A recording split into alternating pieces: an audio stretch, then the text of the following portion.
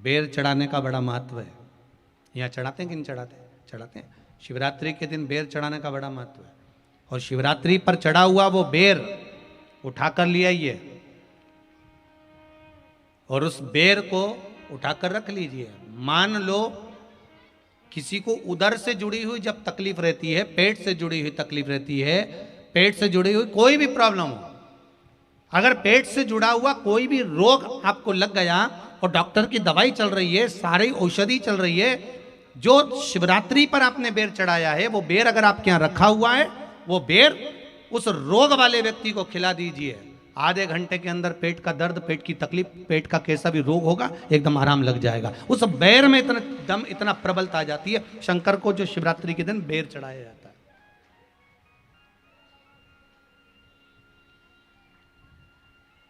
भगवान शिव पर समर्पित हुआ वो बेर का इतना महत्व महाराज।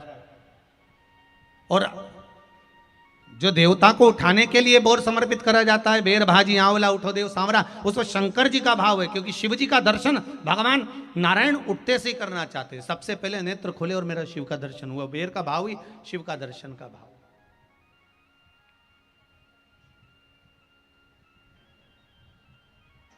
कितनी बड़ी औषधि होगी बेर के अंदर, जरा देखिएगा कि मेरे राम जी शबरी अम्बा के दरवाजे पर पहुंचे। आप लोग भजन में लेते रहते हो, शबरी संवारे रास्ता आएंगे राम जी, मेरा भी धन्य जीवन बनाएंगे राम जी।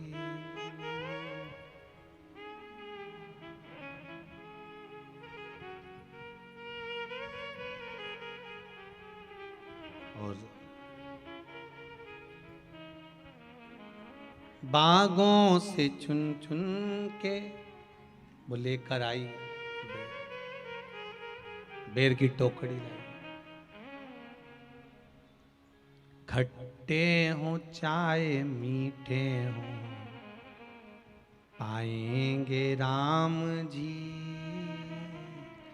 मेरा भी धन्य जीवन बनाएंगे राम जी। शबरी ने राम जी को बेर दिए, राम जी ने बेर खाया, प्रेम से खाया। याद आया पीछे लक्ष्मण खड़ा है, राम जी ने लक्ष्मण को बेर दिए, ले लक्ष्मण ये बेर खा ले। लक्ष्मण जी ने बेर लिए, लक्ष्मण जी ने बेर को देखा तो वो शबरी अम्बा अपने मुंह से झूठा करके दे रही है। लक्ष्मण जी ने बेर लिया, पास में रख लिया, फिर लिया, फिर रख लिया। शबरी जी राम जी को बेर दे, राम जी लक्ष्मण जी को बेर दे, लक्ष्मण जी वो बेर लेके पीछे फेंकते जाए। उठाए फेंका, उठाया फेंका, उठाया फेंका। अब कोई लक्ष्मण साधारण है? जब भगवान राम विष्णु हैं, लक्ष्मण शेषनाग हैं, शेषनाग अगर कोई चीज फेंकेगा तो क्या पास में फेंकेगी? उठाया फेंका, कोसों दूर जाकर गिरा। और वो बेर कब काम आया? जब लक्ष्मण जी को शक्ति लगी, बाण लगा, लक्ष्मण जी मूर्छा होकर जमीन पर पड़े। सुषेण वेद को बुलाया और वेद से बुलाकर पूछा कि लक्ष्मण कैसे उठेगा? तो कहा संजीवनी लेकर आओ। संजीवनी लेने के लिए भेजा। तब संजीवनी लेने के लिए जब श्री हनुमान जी महाराज गए, संजीवनी बूटी जब लेकर आए और लक्ष्मण जी को जो दी, तब राम जी पहचान गए ये संजीवनी कोई दूसरी नहीं है। लक्ष्मण जी को जो बेर खाने को दिया था वो बेर फेंक दिया था, उसी बेर की पत्ती है जिसको निचोड़ निचोड़ कर लक्ष्मण जी को खिलाना पड़ी है। तो राम जी रोते रोते बोले पहले ही खा लेता तो खाना नहीं पड़ती। कोरोना का टीका पहले ही लगवा लेता तो दादा निपटता ही नहीं। लगे तो खाया ही।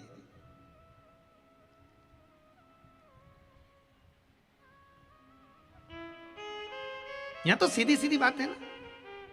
कहा पोलियो की दवाई जन्म लिए बच्चे से लेकर 5 वर्ष तक के बच्चे को पोलियो की दवाई पिलाई जाएगी। पोलियो की दवाई पियो तो हाथ पैर से विकलांग नहीं होगे। बोलो, बोलते कि नहीं बोलते? पियो विकलांग नहीं होगे। जो नहीं पिएगा वो हाथ पैर से विकलांग हो जाएगा। उसी तरह शिव महापुराण की कथा, जिसका जन्म नहीं हुआ, जो माता के गर्भ में है, उससे लेकर जो मर रहा है उस तक के व्यक्ति को सुनाई जाएगी। पोलियो की दवाई नहीं पियोगे, हाथ पैर से विकलांग हो जाओगे। शिव महापुराण नहीं सुनोगे तो काम, लोभ, विषय, आसक्ति से विकलांग हो जाओगे। इसलिए सुनो, ये सुनने का विषय है, इसको श्रवण करना, हमारे जीवन में उतारना, ये मिलेगी।